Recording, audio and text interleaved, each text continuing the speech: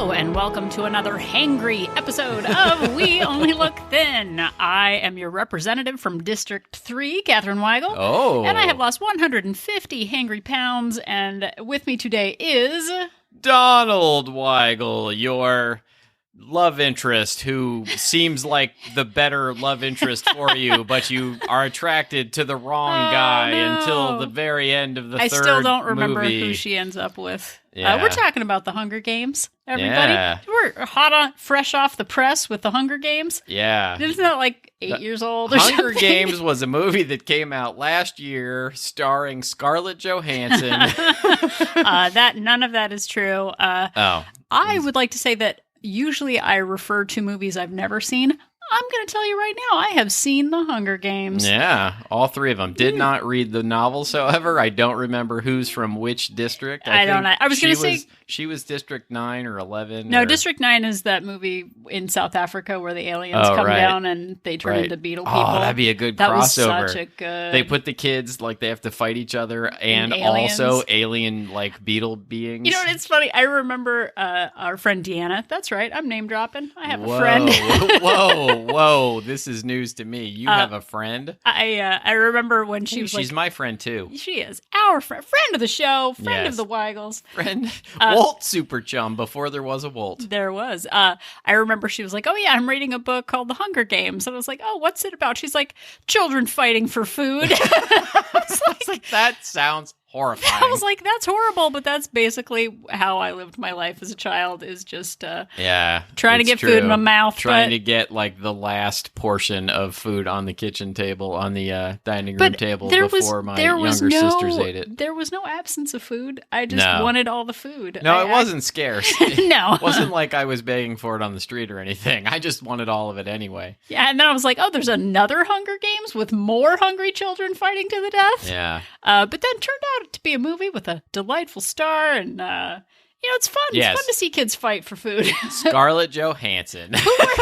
Oh my gosh, we are ill-informed. Anyway, but today we're going to talk about the Hunger Games that we play. You don't need a district. I know very well that Shailene Woodley was the star of those movies, by the way. Wait, no, she was... Please don't write in and tell me. No, it was Jennifer Lawrence. Oh, boy. If you're still listening, Shailene Woodley was in the I Am Number... Yeah, Divergent. See, you didn't even I even said the wrong one. Yeah, oh, boy. I have no idea what I'm talking about. If you're still listening, thank you very much. I hope you're hungry for it. This is not a pop culture movies podcast, clearly, because we know nothing about any of it. I think it's fun not to know anything about anything, but we do know about hunger and how it has played a role in our weight loss adventures. And we do know a little something about losing weight. I believe you have lost something in the neighborhood of 150 pounds. Pow! Product of the week. Pounds of the week. I've lost about 100 pounds. Congratulations. Yeah, although for some reason I haven't weighed myself in like 2 weeks. I don't know why. Caw! No. I think that is a canary. It really isn't a canary. Go back and look. I think it is a canary. I actually really... Not thinking it's a canary is a canary. Caw. I invoke canary. Anytime you talk, I'm just going to say caw. I can't stop.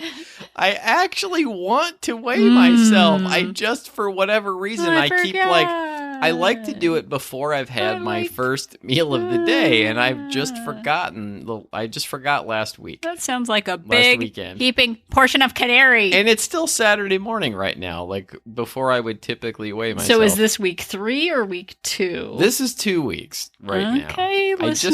I just skipped last week. All right. But it wasn't because I'm avoiding the scale. Oh, my God. All right. See, this is canary in action, everyone. I just forgot. I've had a super solid couple of weeks. I'm actually looking forward to stepping on the scale. I feel like I've probably lost a little bit. Congratulations. I look forward to being proud of you.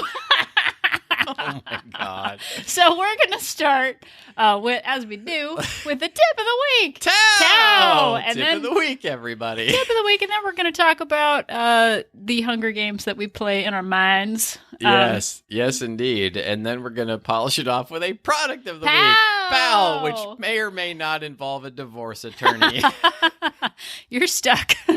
Yeah, it's true. You're stuck in this plot line. I'm not going anywhere. Like, it was serious when we said I do, but now that we have a podcast together. We formed an LLC earlier in the year, so we clearly can't get divorced now. There's no legal way to do it anymore. Oh, man, I should have come up with some, like, LLC means, like, ladies love lunch, or I don't know. Oh, yeah, or some, no, like, sorry. Limited liability lunch company. Yeah, limited lunch company. No, there's cookie. Nothing limited about lunches in this situation. No, we're in business together. The business of inspiring our fine listeners. But the first way we're going to inspire you is with a tip of the week. Tip of the week, Tao! Tip of the week to you. Tip of the week to you, darling.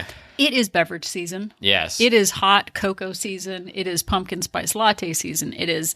I'd go so far as to say there isn't a man, woman, or child alive today who doesn't enjoy a lovely beverage. That you've been saying that. That is tattooed on your back. I stole that from David Letterman in, like, the 80s. He was trying to, like, come up with a new catchphrase for his show, and that was...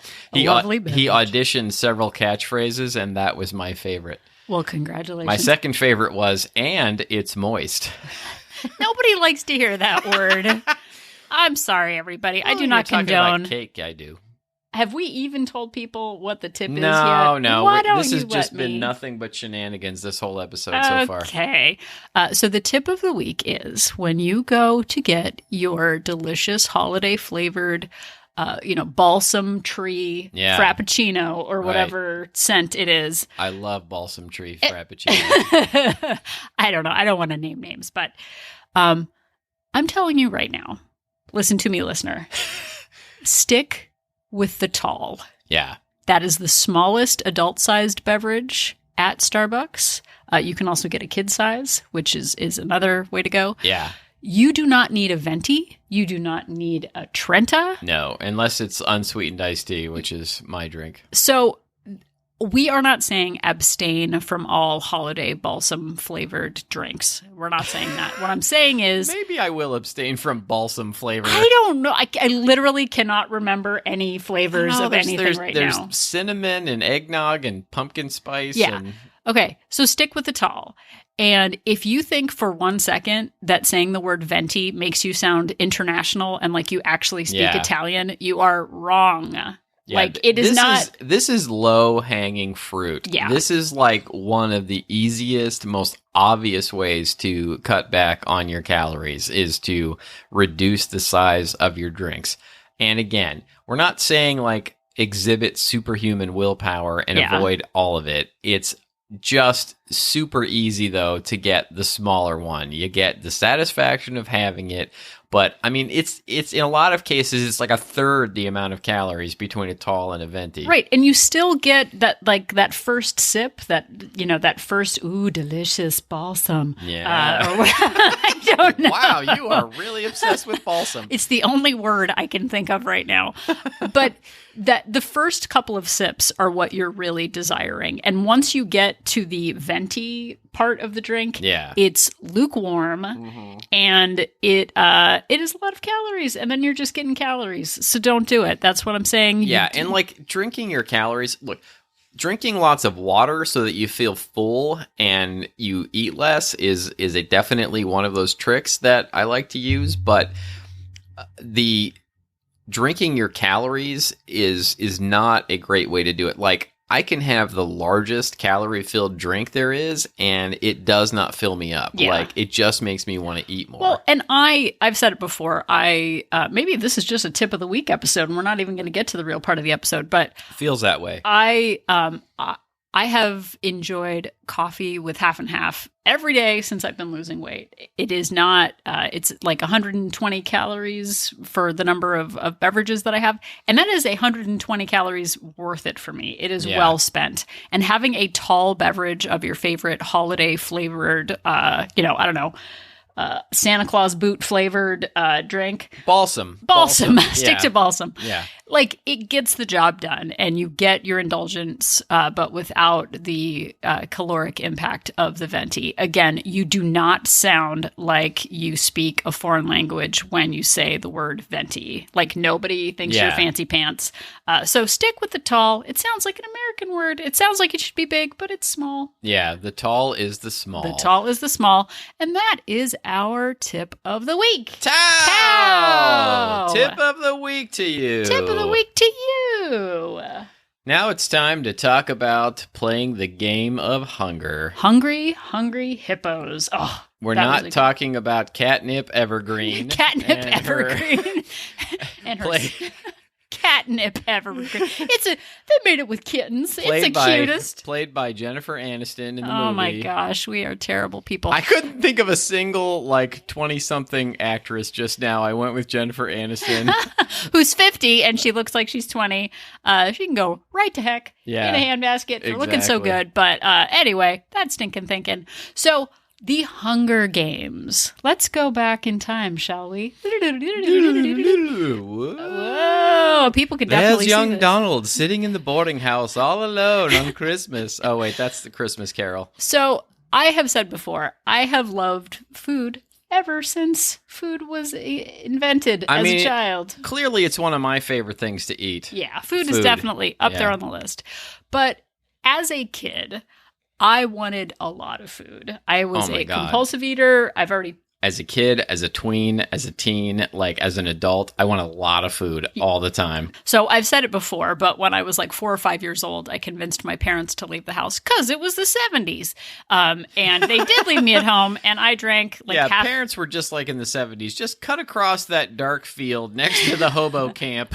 As long as the street lights aren't on, you run with that switchblade and you close your eyes. You go through the woods where the satanic cult hangs out and then come through anyway. It was the 70s, different time. The 70s. I'm not besmirching my parents, but I had my first binge when I was 4 or 5 years old, drank a bunch of Nesquik chocolate milk and barfed everywhere. Yeah. Didn't stop me from binging again. No. But I have always been a compulsive eater, and people say that kids kids just eat when they're hungry.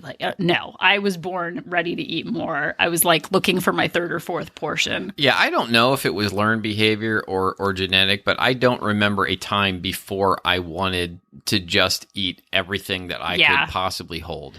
It's just been the way I've been my whole life. At least it feels that way. Well, and we've said too, our daughter can eat something and then be I'm done, or her little chum will come over. Not Walt chum, just normal human chum. Or we'll even get her a tall, Frappuccino. We were just talking about those, and she'll eat half of it and be fine. Just doesn't, fine throwing the rest away. And that has nothing to do with our parenting skills. Yeah. That is just born Although in her. We're going to take credit for it. But I would be hey, you going to finish that? I wouldn't be done with my food, and I would still be asking people if they were going to finish their food. So we have been compulsive eaters since we were knee-high to a grasshopper.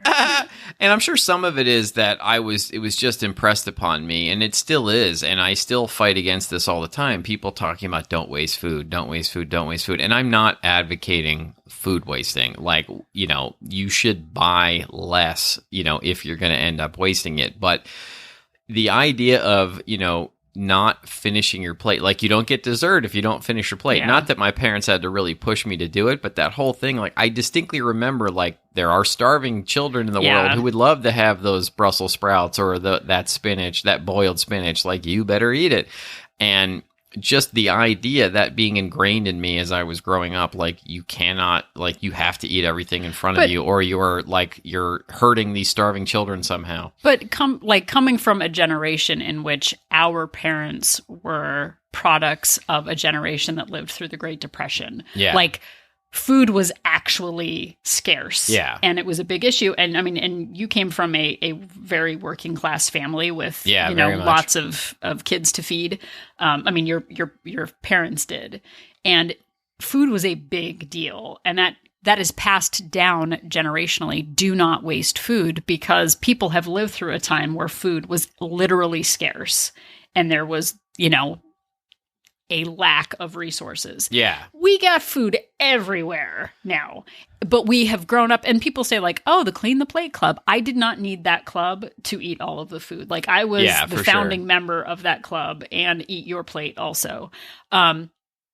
So how has, and I'm asking you this, Donald, how has starving yourself or hunger sort of played a role? When you were in your 20s and you started losing weight kind of for the first time, did did you think hunger had to be a part of your journey? Yeah, for sure. And I felt like there were some diets I've tried. I did Atkins, and actually lost a bunch of weight doing that, back in my 20s.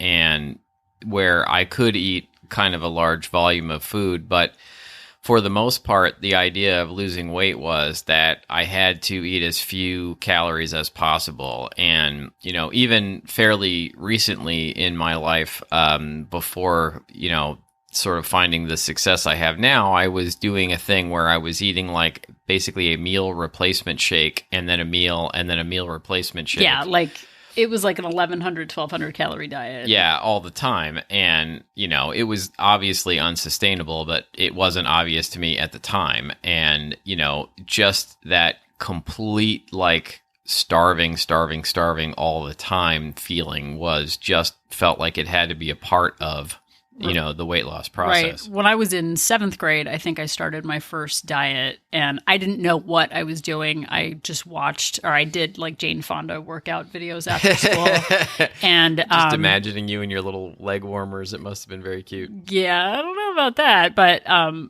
I just ate dry toast.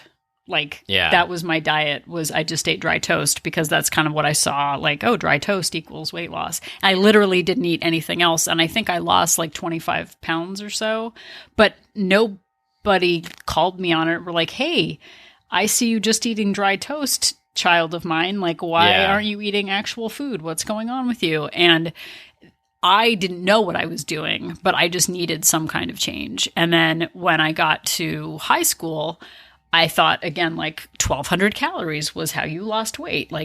Whoever you are, if you weigh 400 pounds, if you weigh 175 pounds, 1,200 calories was the way to go.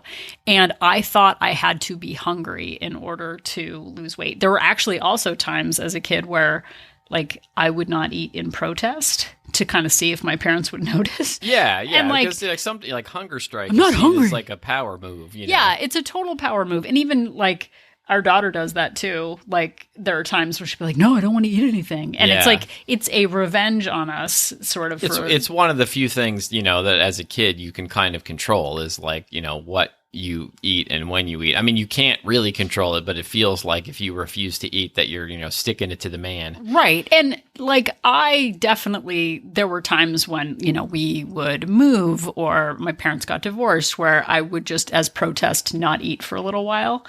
That was not a lasting weight loss maneuver because after a day of them not noticing I wasn't eating, I would just eat all the food anyway. So it was not really a sustainable weight loss method. Yeah.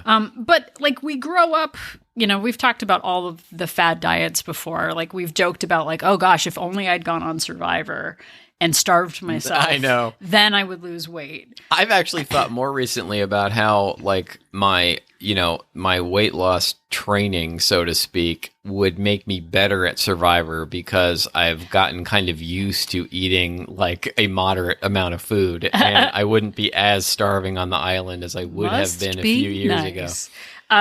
But I learned to starve myself thin. I did the cabbage soup diet, which is basically eat gross, hot cabbage soup.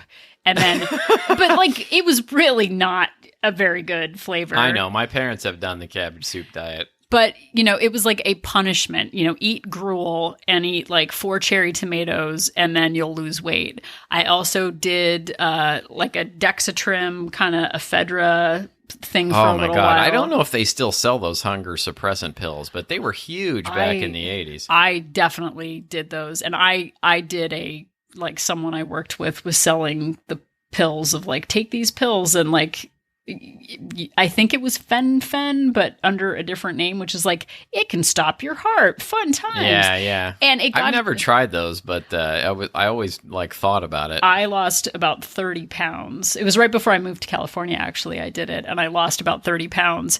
And it got to the point where I would look at the bottle of ephedra and my heart would start racing and I felt like I was going to throw up. And I was like, maybe this is a sign that I should that not. That might be a bad idea. You might not want to stop your heart. Right. So, but I thought that that's how, like, if I just got to that finish line, that I would be fine. But turns out. Tip of the week, stopping your heart is bad. Stopping your heart is bad. Tip of the week to you. But even like Oprah, I think back in the 90s or so I think she was doing a diet where it was like, you have to be hungry every day. And then for 1 hour a day or 20 minutes a day or something like that, eat whatever you want for an hour and then starve the rest of the time. So all these gimmicks, all of these unrealistic ways to lose weight. And I have done so many of them. And, and even doing like, if we're going on to actual weight loss plans, with Weight Watchers, they incentivize you to eat natural whole foods, which is great, but they also penalize you terribly. Natural whole foods.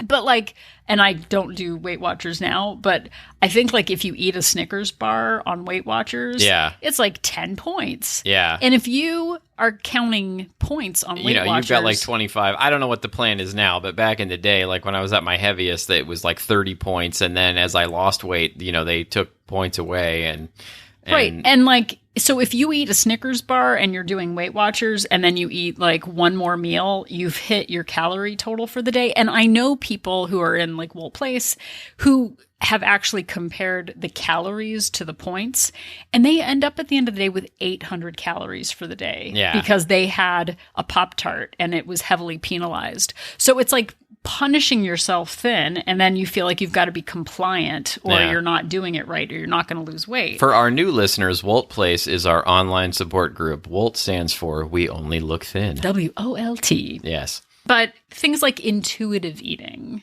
which we have talked about before, neither Don nor I do intuitive eating.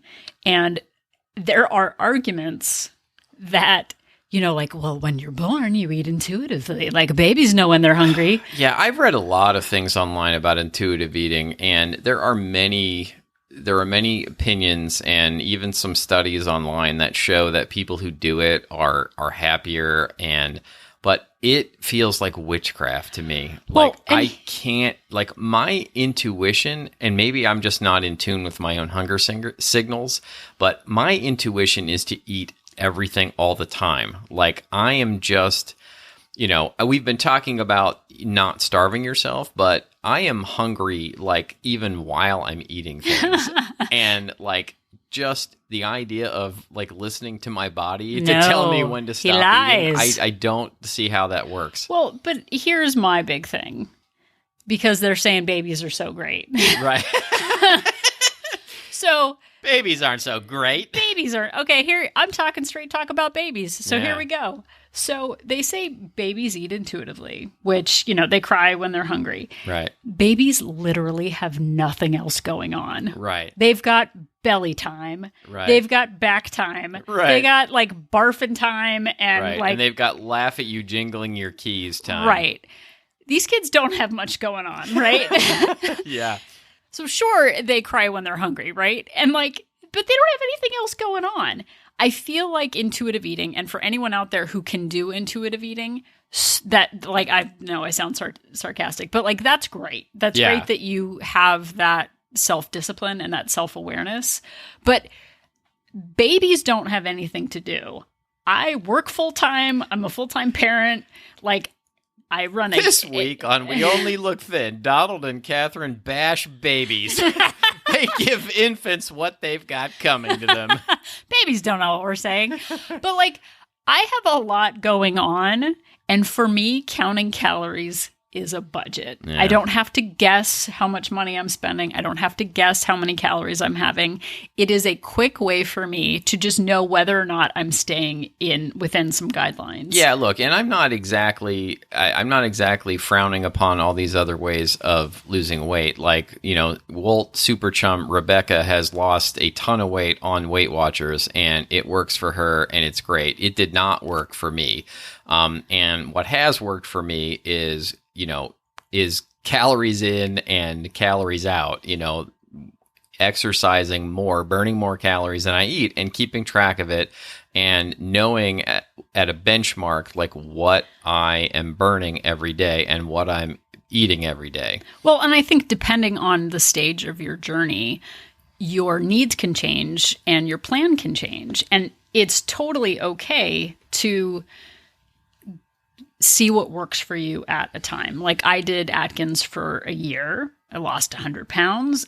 And then I started gaining weight again. Yeah, it wasn't sustainable for the rest of my life. I also lost a lot of weight on Atkins, like 2 different times even. And, I just, as soon I got to a certain point where I just wanted spaghetti again, and I just wanted sugar again. And I just could not live without it forever. Right. So if you are able to eat intuitively, which is to, mark your hunger signals and really consider your fullness levels, that takes a certain kind of discipline. And right now, I'm not choosing to have that kind of discipline. Yeah. And so maybe someday I'll be able to just eat casually. And there are days like yesterday, I wasn't hungry all day. And I was like, look at me, I'm fixed. But that's not actually true. So knowing myself, and you're so not fixed. We're reading The Diet Fix in Walt Place, and Yoni Freedhoff, the author, talks about filling yourself with protein at each meal and every snack. So he says 10 grams of protein for every snack and at least 20 for each meal. He talks about eating at intervals throughout the day, not letting yourself get hungry. And I track calories, but I decided just as an experiment, I haven't been eating breakfast. I usually wait until 2:00 to eat my first meal. But Yoni Freedhoff was like, eat your first meal, but by 8 a.m. and make sure that you don't get hungry. And I tried doing that, and it gets kind of into this blurred line intuitive eating thing, because I started eating a little breakfast and I was like, wow, I feel really good. This is great. But after 2 weeks, I was like, I think I'm still hungry. And Yoni Freedhoff says you should never be hungry, so you should just fill yourself. So I'm just going to eat a little bit more. Right. And then I'd find myself at 1,400 calories by lunchtime. And be like, Yeah, exactly. So I intuitively, my body reverts to oh, you're very hungry. Plus, I'm very good at just not being honest with myself and trying to trick myself and negotiate with myself. And I'll be like, I have 300 calories left. I will eat such and such. And then I'll eat it and I'll be like, I had a really hard day today. I deserve another 100 calories. Yeah, why not have some Kit Kats? Before I know it, I've really blown it. And one thing that Yoni Freedhoff talks about is, like Catherine just said, eating and not being hungry all the time. And for me, I don't know if that's possible. I know that we talked about not starving yourself, but I really am pretty hungry all the time. And I know that that's bad news for a lot of people. And I know a lot of people are like, that's no way to live. And if you can find a way to be happy and healthy without being hungry, then great. But what I will say though is what has worked for me, and I've talked about this on other episodes, is figuring out where I was. I was eating 4,000 plus calories a day, which seems insane now. And I was able to gradually step that back. And when I was at my heaviest, I was still able to lose some weight by just cutting that back to 3,500 calories a day. And then when I plateaued, I cut that back and I cut that back. And now I eat about 2,000 a day in order to maintain. And that is not starving myself. And I do a lot of things to make sure that I'm not starving all the time.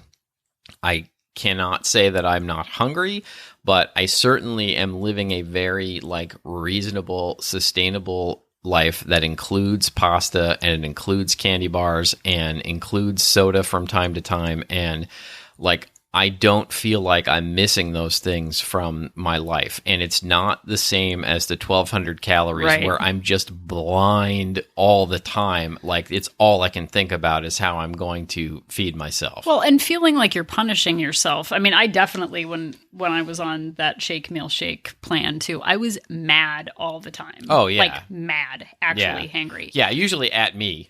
Yeah. No, but and we're going to get into how normal people, this doesn't have anything to do with calories. Our next portion of the Hunger Games episode is going to talk more about how we use hunger as an excuse to overeat. So we will get to that. I was going to say something else. I can't remember what it was. Probably pretty great. It was pretty awesome. It was insightful, and it would have solved all of the listeners' problems, but now they'll never hear it. Now they'll never know. When I wake up in the middle of the night and remember it, I'll tweet about it. She'll just scream out, "It was!" and I'll know it.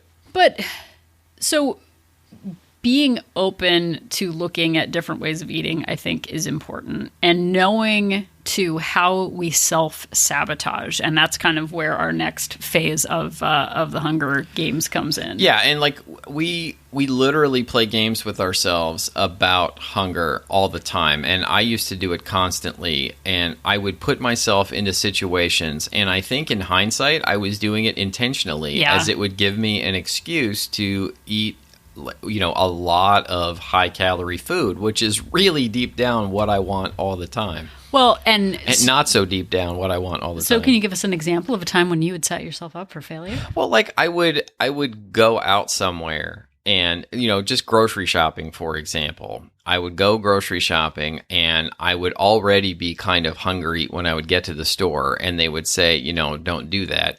And I'd be walking around and I would just be getting hungrier and hungrier as I'm shopping for food. And, oh, hey, the store next door, there's a Subway.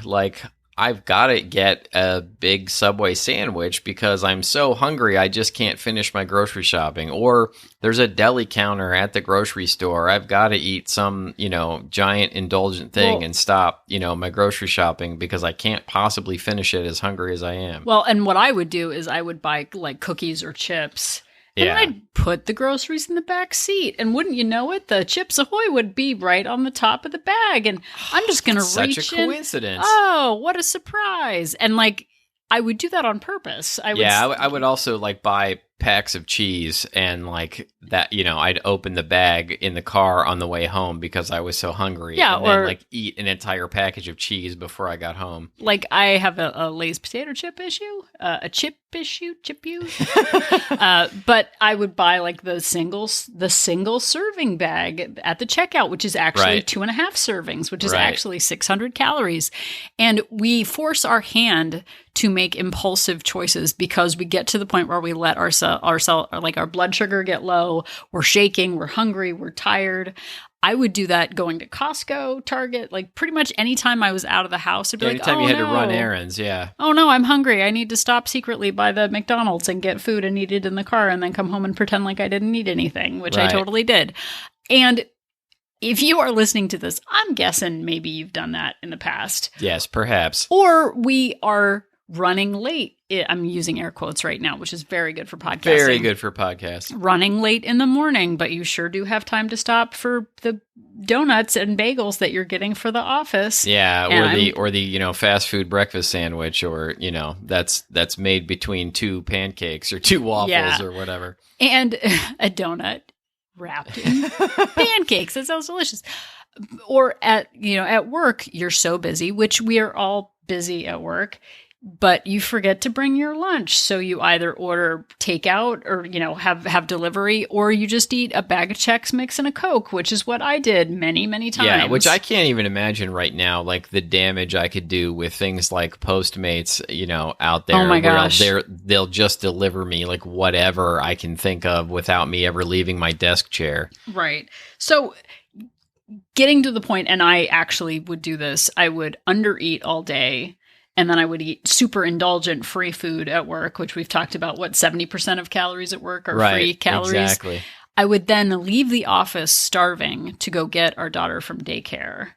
And I would show up in a bad mood. She will have lost her jacket and her, thermos and her lunchbox. So then we walk around campus. Anything that's not chained to her will be lost on the playground.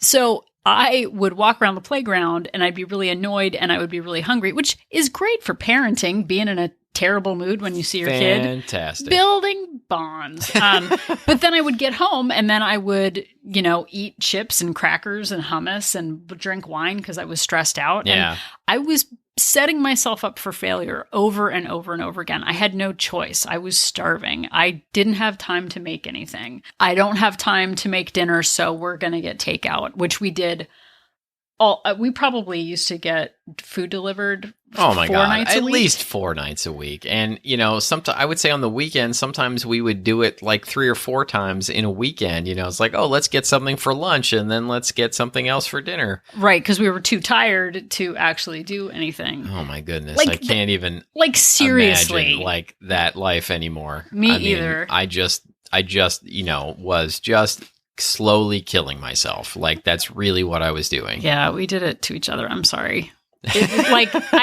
We spent a lot of time making excuses. I know, we really did. Like to the point where I got diabetes and had heart problems, and you know, now I don't have those things, and you know, I feel so much better all the time. I was just tired and needed to nap and constantly cranky, and you know, things are so much better now. And if you're in that position that I was in, like nobody was in a deeper hole than me, like at that point. And if I can climb out of it, so can you. Well, and this might be a great time to flip over to the suggestion. Oh, yeah. Let's give some people some suggestions. I don't know why I said suggestion. It sounds like... It sounded so continental. It sounds like better than venti. Yeah. Sorry, I stepped on your joke. I stepped on yours. We stepped on each other's love.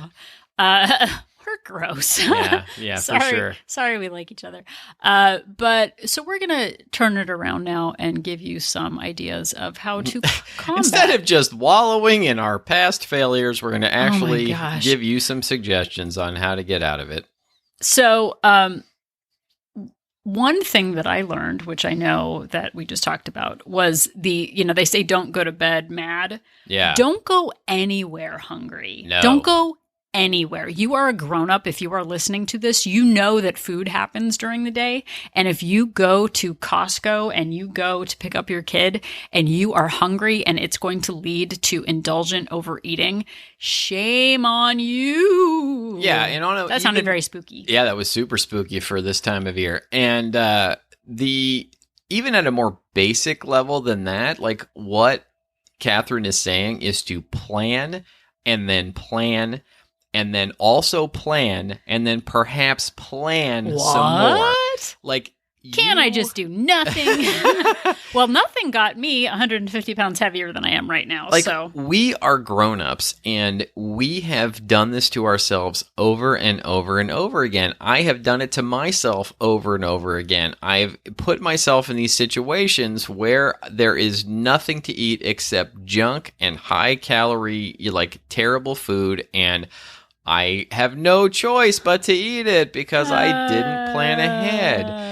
And it's just that idea that we're helpless, powerless against this, when all along, all we had to do was predict what was going to happen because it's happened to us 100 times before, and then make a plan so that it didn't happen this time. Right. And we're going to do an episode on meal prepping and that kind of thing, which we're not even saying that you have to plan or make any food in order to not go somewhere hungry.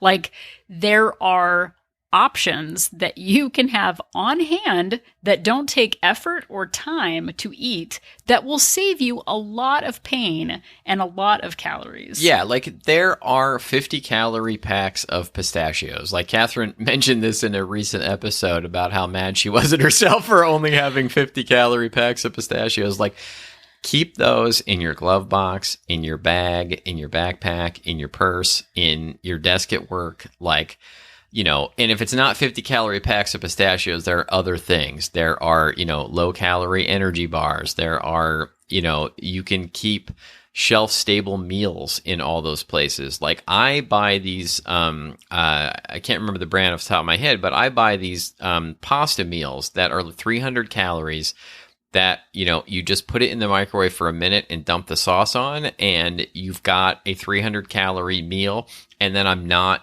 eating the cookies and the chips and all that stuff. Like, when I really am stuck at work later than I think, I've got something like that on hand. Right. I'm a big proponent of grab and go food. And there are so many options now with, like cheese and salami or eggs that are already cooked. Oh my goodness. We live in this like magical time where there's all these pre-prepared, like fairly low calorie, options available. Like, these, meat and cheese packs. And like Catherine was saying, like, I'm a vegetarian and like, that's not my thing, but like, there's so many of these things out there, like even, 200 calorie packs of nuts. Like it's much better to eat a 200 calorie pack of nuts than to like go bananas on some 1,000 calorie, giant piece of pizza from Sparrow, at the mall food court. Right. So, one big change that I made to start was not leaving my office hungry. Like I said, I would pick up our daughter. I'd be in a bad mood. Eating something in the late afternoon, a cheese stick and 200 calories of almonds, or some pepperoni and cheese, or an egg, or a rice-a-roni rice cup thing, which I also, that's not a product of the week, but it's delicious. But like, knowing in advance to eat something that's satisfying, that's just going to take the edge off so that it doesn't lead to being hangry and then snacking before you eat dinner is a huge deal. Having something healthy in the car for you to snack on, whether it's like carrot sticks or something like that, to take the edge off, because when we let ourselves get over hungry, we make really indulgent and unhelpful choices. Yeah, terrible decision making is done when I'm like, blind with hunger. Yeah. So as Donald said, have something in your glove box that is shelf stable that you can eat in a pinch, maybe something that's not going to melt. Like don't keep cheese sticks in your glove box. Yeah. But yeah, if you happen to have a refrigerator in your glove box, then that'd be fancy. Yeah. I think Bentleys have those, but we don't have Bentley. We're not Bentley folk. Yeah, we're definitely not Bentley folk. But keeping, a little bag of air popped popcorn or keeping nuts in your glove box can help take off that edge. Also, do not, and we've said this before, do not put groceries in the back seat of your car if you know where you can reach them. You're just going to reach for it and do it. Keep them in your trunk. That's what your trunk's for. And frozen meals are another like super handy thing to have around all the time. And, hey, it's processed food and it's not good for me, but what's really not good for you is diabetes. Diabetes.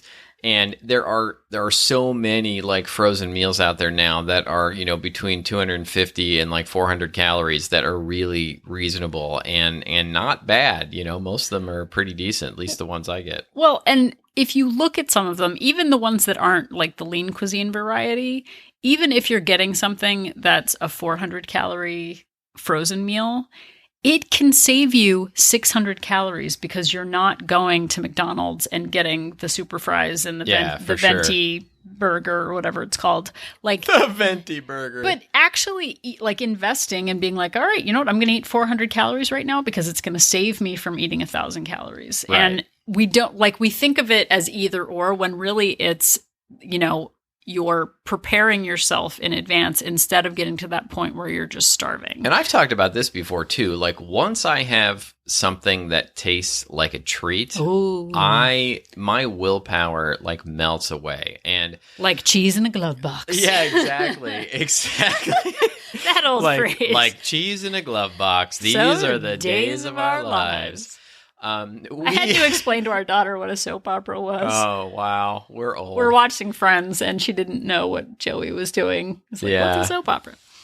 But, I've said it before, but I would like to, work on myself to the point where I can have a treat and then go back and eat healthy food. But if I open that door, it is really hard to close it again. So having around things that are actual meals, even if I end up going over my allotted calories for the day, I will go over it less if I eat an actual something that's more like a meal rather than just heading straight for the snacks or the super tasty like fast food. Yeah.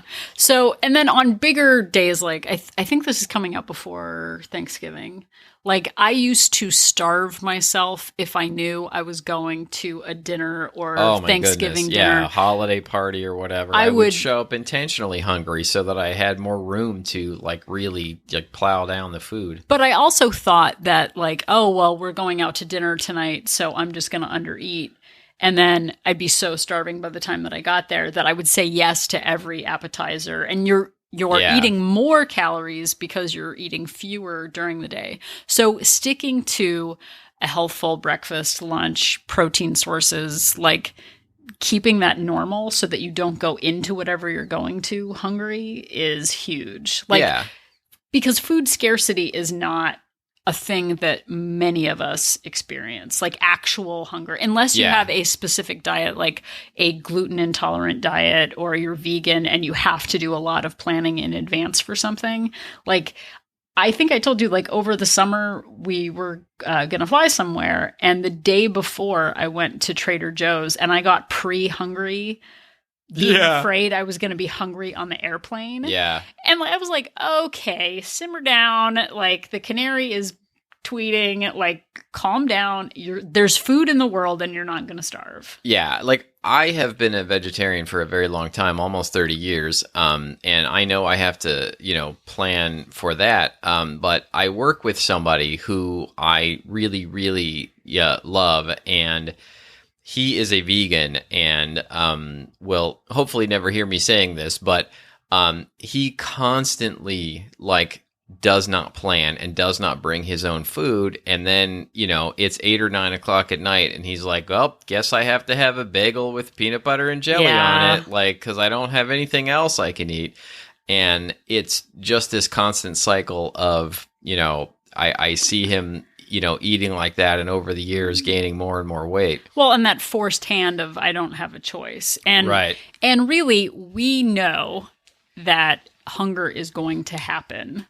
We know that we're going to get tired and cranky and make a calorically promiscuous choice when we let ourselves get over hungry and when we push ourselves beyond our comfortable limits. And I did that for years. As a parent, I thought I would be too busy to eat because I'd be, too busy managing her that I wouldn't have time, which would then just lead to me eating her food scraps and then eating my own food also. So I set myself up for failure for years, and it, luckily, brought me to the point of such a chilling low of, feeling so terrible that I finally turned my life around. So maybe it's a good thing.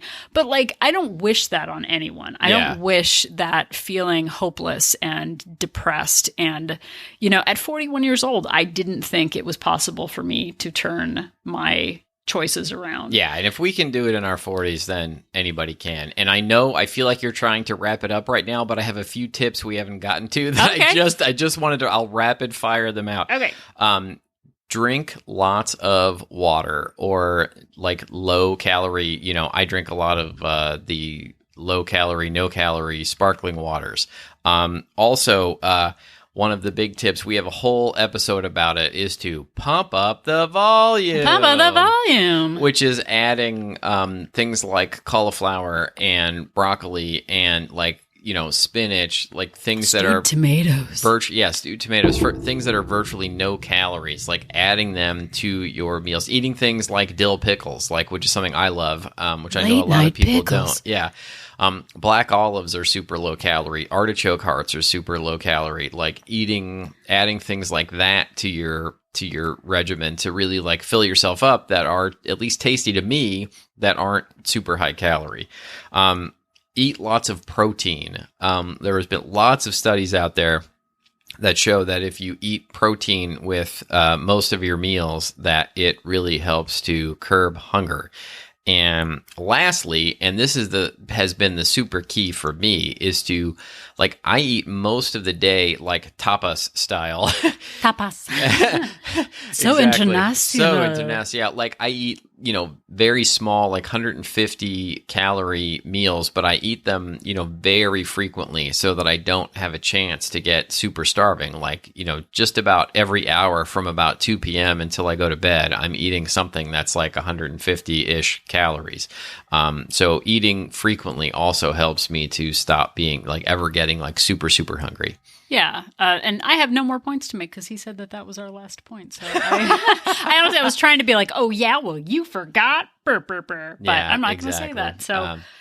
So it is still something we struggle with, but knowing that it is our responsibility to be responsible for our choices and to not set ourselves up for failure and to not get so overly exhausted and overwhelmed and busy that we can't make food a priority. For me, tracking my calories helps me stay within my budget.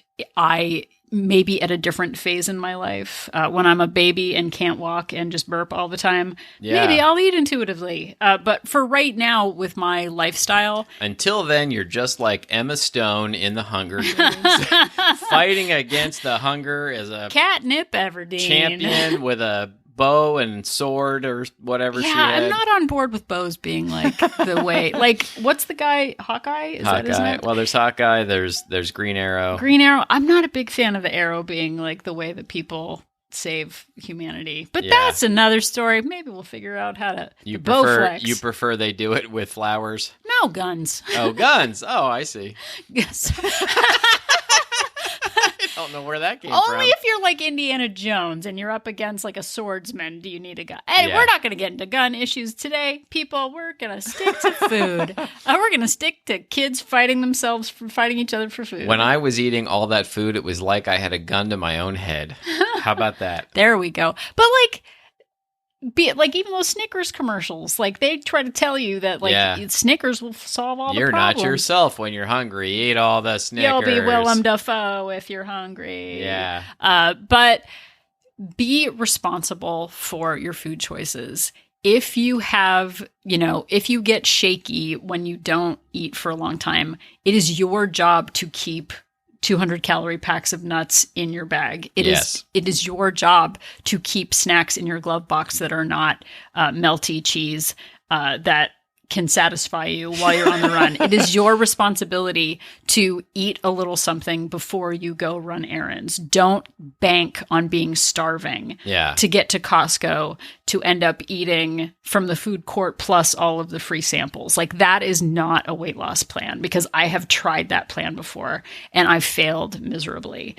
It feels so good to be aware of my future self and aware of my future needs. And not be lying to myself all the time. Yeah, because it is a recipe for failure, which is what we did for a long time, but now we're successes. Yeah, we ate lots of recipes and had lots of failure for many years. So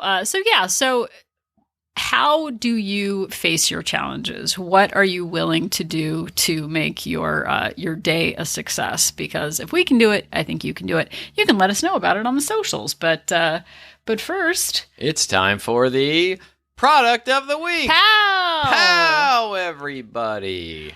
So the product of the week this week is more of a thought product than an actual thing that you buy, but get family portraits done. Yeah. Or self-portraits done. Not a self-portrait, but like get a headshot done of yourself. Yeah. Do not wait for yourself to be the perfect weight to get the professional photos taken.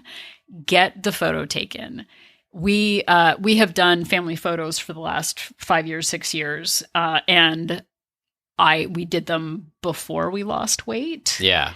And we are doing them now. And we just had a shoot done and it was great. And it's great to have that, year after year sort of proof of our growth and or our shrinking and our daughter's growing. Yeah. But I know so many people, like, honestly, who do not want to have the professional photos done until they lose their weight. And if you have kids, they're never going to be the size that they are now. No. You are never going to be younger than you are today. For sure. And having that proof of your family over time is really lovely. Having headshots done, whoever you are, you might be called upon for a photo to put in with an article or in the kids' newspaper or like 4 or 5 years ago, I never dreamt that I would need, to have a photo for anything. And now I've been asked for it a few times in the last few years. Yeah. And just having a shot of yourself, a professional photo of yourself that you can use, to put on a profile or do whatever, something other than just a selfie from above, which is what I used to do. Do not wait for your goal weight. I suggested our photographer actually to my hairstylist, and she's like, "Oh, not now. Like, I've got to lose 12 pounds. Like, not this year." Yeah. And she doesn't listen to this podcast, so I can talk about her. But like, I'm like, just get the photo done. Like, you're never going to be this young. Your son is never going to be this age. Like, do it now. Don't wait for it as your motivation for when I lose weight. A couple of people have said that they wanted to do that. Do it now. If it is too late in the holiday season to get a personal photo done or a family photo done, do it in the new year. Photographers need business, other times other than, the holiday season.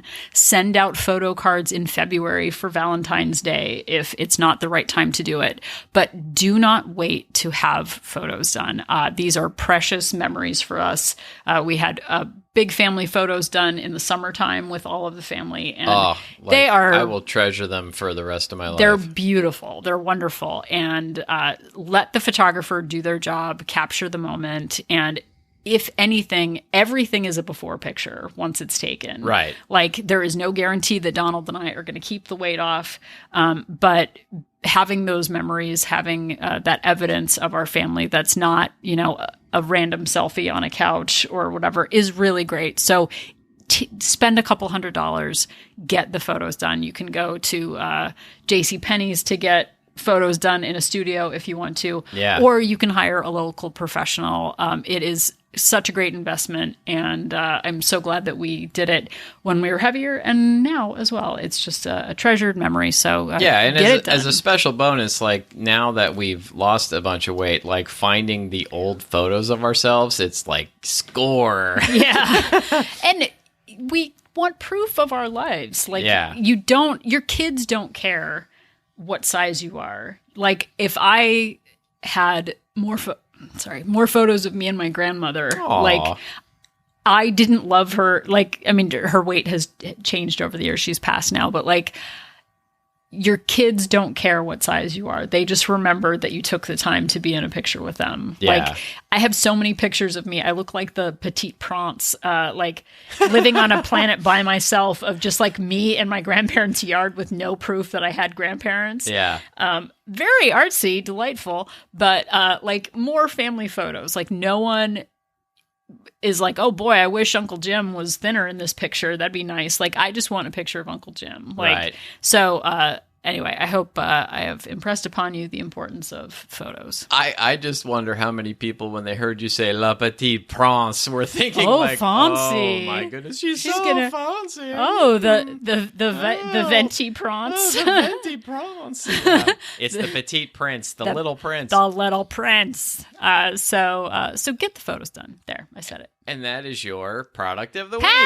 Pow, everybody. Thank you so much. Tout le monde. There. I'm speaking French. I'll do it. Oh, my goodness. I'm not speaking French at you. Such a fancy lady. Yeah, it's all those ventis that I got. If you enjoy listening to the fancy lady to my right. Fancy lady. Please let us know about it by going to Apple Podcast and rating and reviewing the show. It really helps us out. It helps people find the show. It helps to grow the show. If you've gotten something out of it, we would really appreciate that.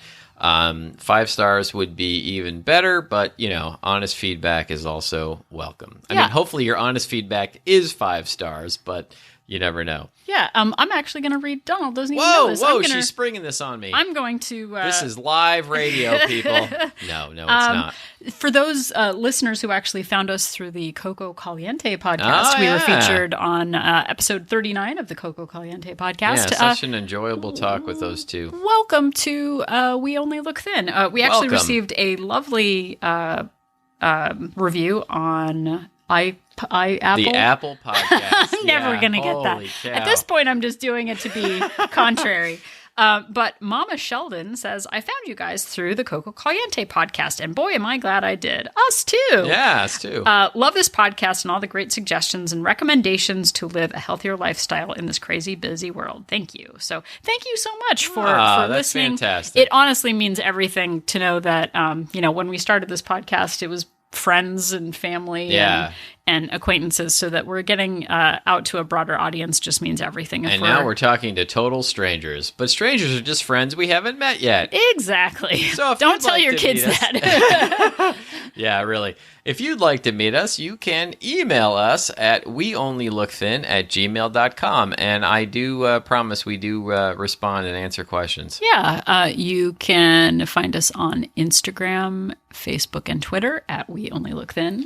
And we have a website, weonlylookthin.com. And you can go there if you want more information about our online support group. It's called Wolt Place, We Only Look Thin Place. And you can click on the link, join our support group if you are interested. Yeah, it is not a weight loss plan. It is a place to work on yourself and just be honest in the private shelter of a community of women who know what you're going through, because we've all been there. So we've got maintainers, we've got losers, we've got main losers, who are people who are maintaining and losing at the same time. So you can find out more by going to our website. Thank you so much for listening and for putting up with our shenanigans. Yeah, we do appreciate every single one of you, and we hope that we're helping, and we hope to keep helping. Yeah, so if you, by the end of this episode, still don't know the difference between Katniss Everdeen and a Kit Kat, just remember that Donald and I are an inspiration. May the odds always be in your favor. You know, Kit Kat and Katniss Everdeen are both delicious. Kit Kat Everdeen? She didn't die in that. Oh. I don't think she died. They didn't eat children. They ate food. All right, whatever. Okay.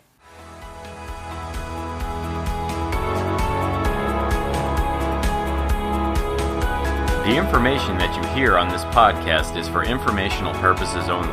The hosts are not medical professionals.